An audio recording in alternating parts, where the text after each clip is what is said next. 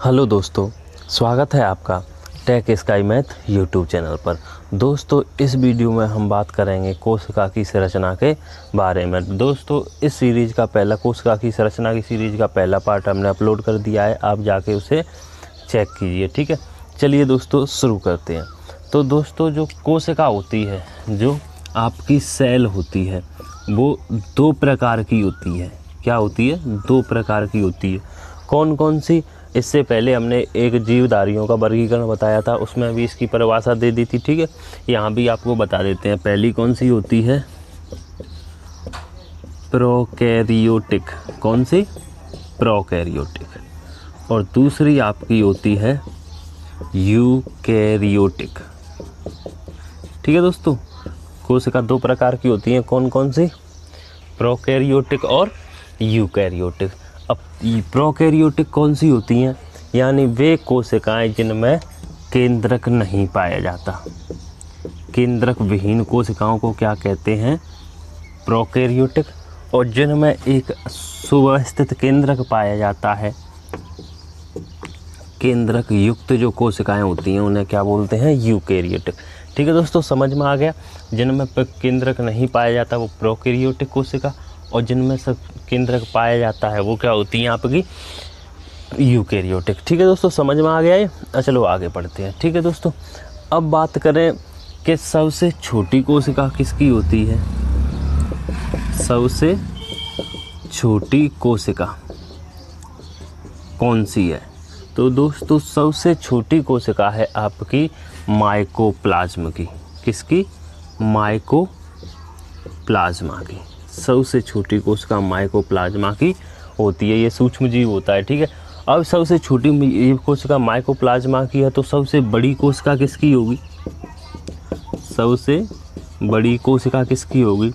तो आप सभी जानते हैं कि जो अंडा होता है, किसी भी जीव का अंडा हो, वो आपका क्या होता है? एक कोशिका ही होता है। ठीक है, संपूर्ण अंडा क्या होता है? आपका एक कोशिका होता है। और जो उसमें जो पीला भाग पा होता है, जिसे यॉल्क कहते हैं, पीतक हिंदी में कहे तो क्या बोलते हैं? उसे पीतक कहते हैं। जो अंडे का पीला भाग होता है वो क्या होता है? उसका केंद्रक होता है। ठीक है दोस्तों, तो सबसे बड़ी कोशिका किसकी होती है? शुतुरमुर्ग के अंडा। तो सबसे बड़ी कोशिका क्या है?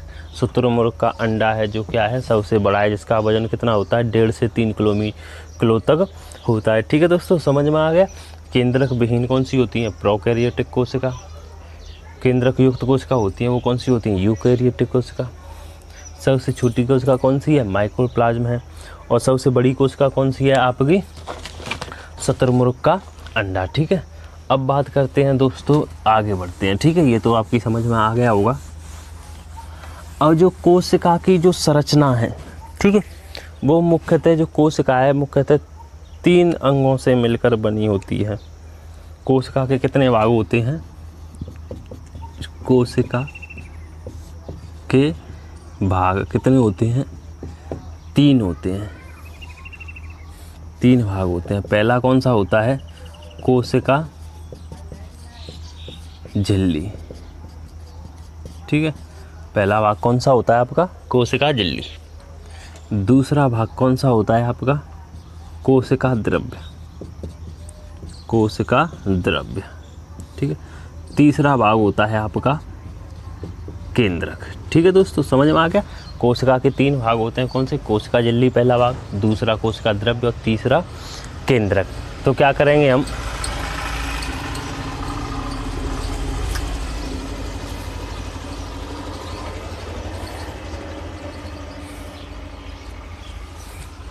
तो क्या करें हम दोस्तों? सब तीनों भागों को एक एक करके पढ़ेंगे। तो दोस्तों, पहले क्या करेंगे? कोशिका झिल्ली को समझते हैं। पहला भाग क्या कौन होता है? ये कोशिका झिल्ली। ठीक है, तो इसमें 2 आती हैं। एक तो क्या होती है? कोशिका झिल्ली होती है,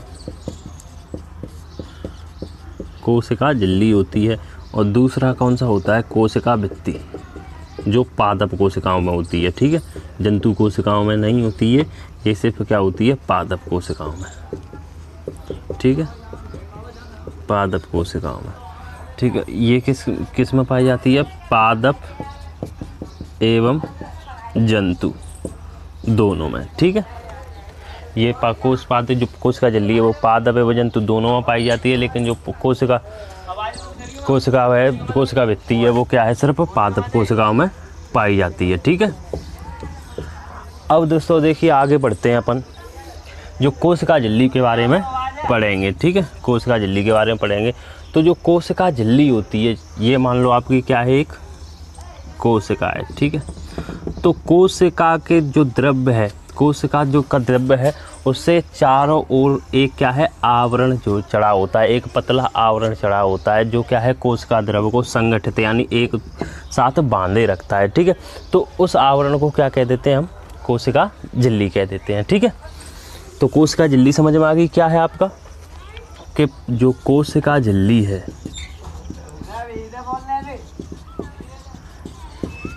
यानी कोशिका के चारों ओर एक पतली अर्धपारगम चयनात्मक झिल्ली का आवरण पाया जाता है, उसे क्या कह देते हैं हम, कोशिका झिल्ली कह देते हैं। ठीक है, अब इसे अर्धपारगम या चयनात्मक झिल्ली क्यों कहते हैं,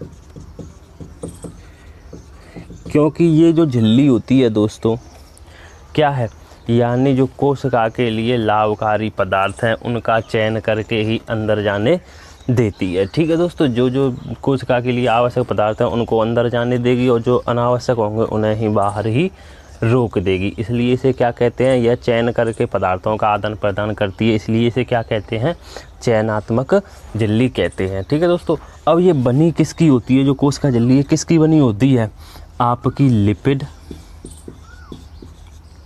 एवं प्रोटीन की बनी होती है। ठीक है दोस्तों, किसकी बनी होती है, लिपिड और प्रोटीन की बनी होती है। ध्यान रखना जो कोशिका झिल्ली है वो काय की बनी होती है, लिपिड और प्रोटीन की बनी होती है। ठीक है, समझ में आ गया। और देखो इसमें क्या है कि जो बोलते हैं कोशिका झिल्ली चलो जो चयन करके अंदर बाहर जाने देती है, तो इसमें जो पदार्थों का आदान प्रदान होता है वो किस प्रकार होता है, तो दोस्तों इसमें जो पदार्थों का आदान प्रदान है वो क्या होता है, विसरण विधि द्वारा। क्या होता है, विसरण विधि द्वारा इनका क्या होता है, पदार्थों का आदान प्रदान होता है। ठीक है दोस्तों, कोशिका झिल्ली समझ गए। और इसे कोशिका झिल्ली का दूसरा नाम क्या है, या चयनात्मक झिल्ली बोलते हैं, या इसे क्या बोल देते हैं, सेल मेम्ब्रेन। ठीक है, सेल मेम्ब्रेन, इंग्लिश में क्या बोल देते हैं, इसे सेल मेम्ब्रेन बोल देते हैं। ठीक है, कोशिका झिल्ली आपकी समझ में आ गई। क्या है कोशिका झिल्ली है, वो कैसी है, एक कोशिका के चारों ओर एक पतली झिल्ली आवरण चढ़ा होता है जो कैसा होता है, अर्धपारगम होता है, उसे क्या कहते हैं, कोशिका झिल्ली कहते हैं। जो किसकी बनी होती है, लिपिड और प्रोटीन की बनी होती है, जिसमें पदार्थों का आवागमन किस विधि द्वारा होता है, विसरण विधि द्वारा होता है, उसे क्या बोल देते हैं, चयनात्मक झिल्ली बोल देते हैं। क्यों, क्योंकि यह पदार्थों का चयन करके कोशिका के अंदर बाहर जाने देती है। ठीक है दोस्तों, अब आगे देखते हैं, अब कौन से कोशिका भित्ति के बारे में देखते हैं। ठीक है दोस्तों,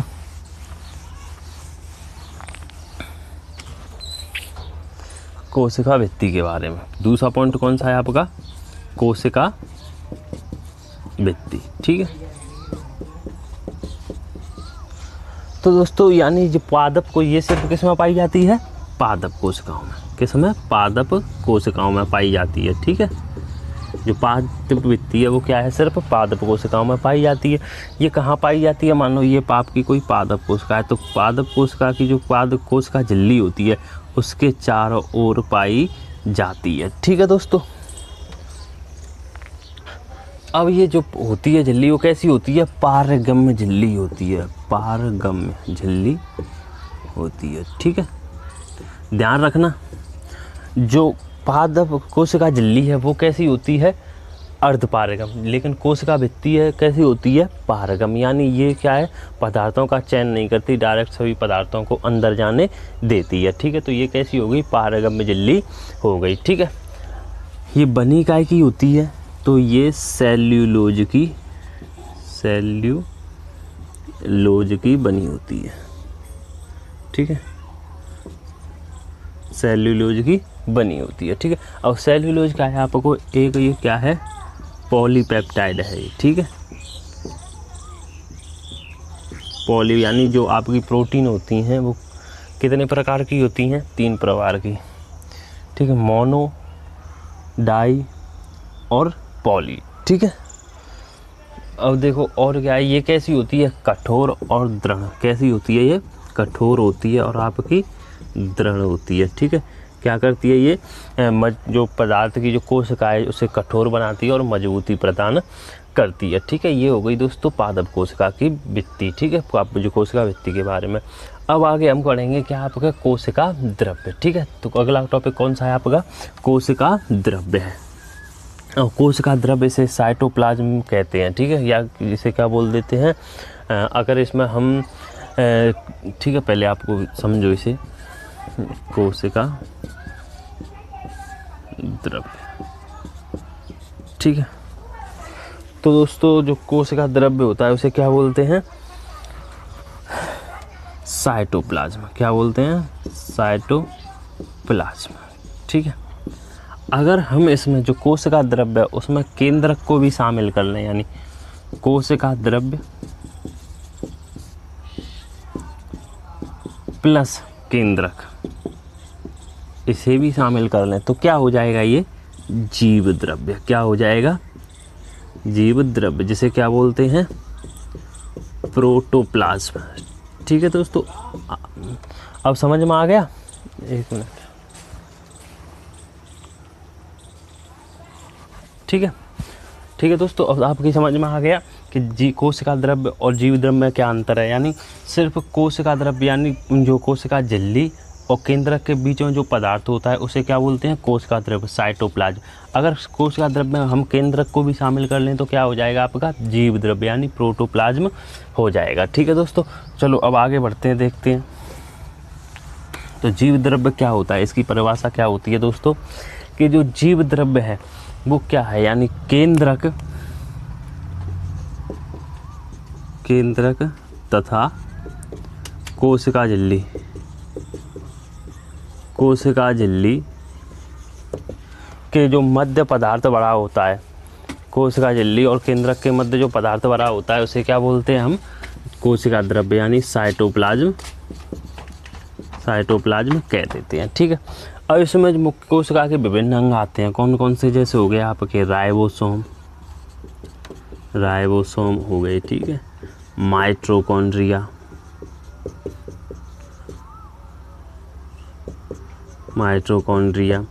लाइसोसोम,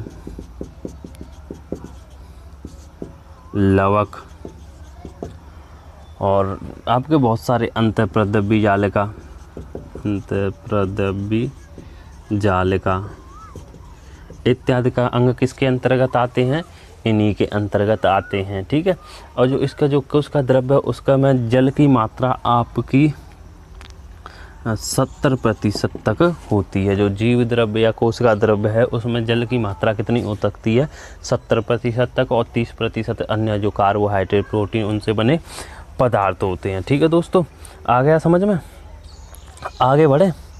ठीक है, तो कोशिका द्रव्य में ये विभिन्न से जो आती हैं कोशिकांग होते हैं, तो धीरे धीरे क्या करेंगे हम इनके बारे में पढ़ेंगे। ठीक है, चलिए दोस्तों समझ में आ गया आपके, अब आगे बढ़ते हैं।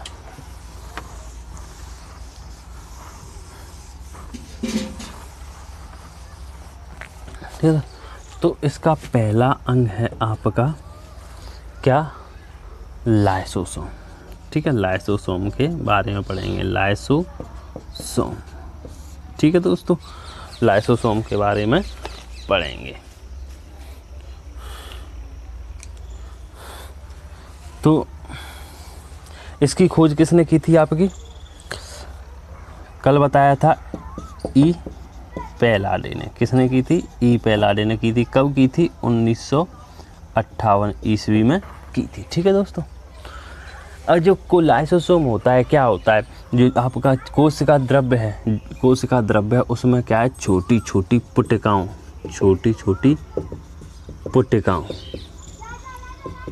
पुटिकाओं मतलब पैकेट, किसके रूप में, पैकेट के रूप में बिखरा हुआ रहता है। ठीक है दोस्तों, अब ये इसका काम क्या है, इसमें क्या है, जो आपके पाचक एंजाइम होते हैं, क्या होते हैं इसमें, पाचक एंजाइम पाए जाते हैं। ठीक है दोस्तों, पाचक एंजाइम पाए जाते हैं। जो पाचक एंजाइम पाए जाते हैं तो इसका कार्य क्या है कि जो कोशिका के विभिन्न भाग हैं, जो कोशिका के विभिन्न नष्ट हुए भाग हैं,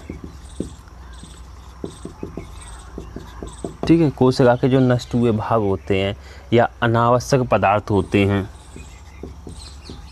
अनावश्यक पदार्थ होते हैं, उनका क्या कर देते हैं, ये पाचन कर देता है, ठीक है। इसमें क्या है, छोटी छोटी पैकेट्स के रूप में कई जगह बिखरा हुआ होता है और इसमें पाचक एंजाइम पाए जाते हैं, ठीक है। वो क्या करता है, जैसे कोशिका में कोई अंग, कोशिका का अंग खराब हो गया तो क्या करेगा, कोशिका में उससे क्या है, पूरी कोशिका को ख़त्म कर देगा, तो क्या ये इसे पचाकर नष्ट कर देते हैं।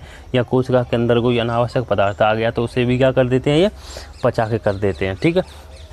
कभी कभी क्या होता है कि जो इनके अंदर जो पाचक एंजाइम होते हैं, ठीक है, वो अधिक सक्रिय हो जाते हैं, जिससे क्या है, लाइसोसोम फट जाता है। फटने के बाद जो पाचक एंजाइम होते हैं पूरी कोशिका को पचा जाते हैं, खाकर नष्ट कर देते हैं, ठीक है। तो इसीलिए इसे क्या कहते हैं, आत्मघाती थैली भी कहते हैं, ठीक है। क्या कहते हैं इसे, आत्मघाती थैली भी कहते हैं, आत्मघाती थैली भी कहते हैं। ये क्या है, इसका दूसरा नाम है लाइसोसोम का, ठीक है दोस्तों। समझ में आ गया क्या करता है ये, कि इसकी खोज 1958 ईस्वी पेलारे ने की थी। इसे क्या कोशिका में किस प्रकार में पाया जाता है, छोटी छोटी पैकेट्स के रूप में पाया जाता है। इसमें क्या होता है, पाचन एंजाइम होता है, जिसका कार्य क्या है कि कोशिका के विभिन्न अनावश्यक पदार्थों को पचाकर नष्ट करना। कभी कभी क्या होता है, जो पाचक एंजाइम अधिक सक्रिय होने से क्या है, आप लाइसोसोम है, जो पैकेट है, लाइसोसोम जो पैकेट है वो क्या है, फट जाते हैं।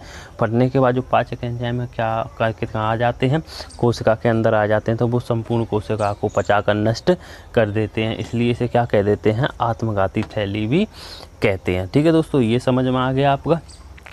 इसका जो इससे आगे हम अगली वीडियो में देखेंगे, ठीक है दोस्तों।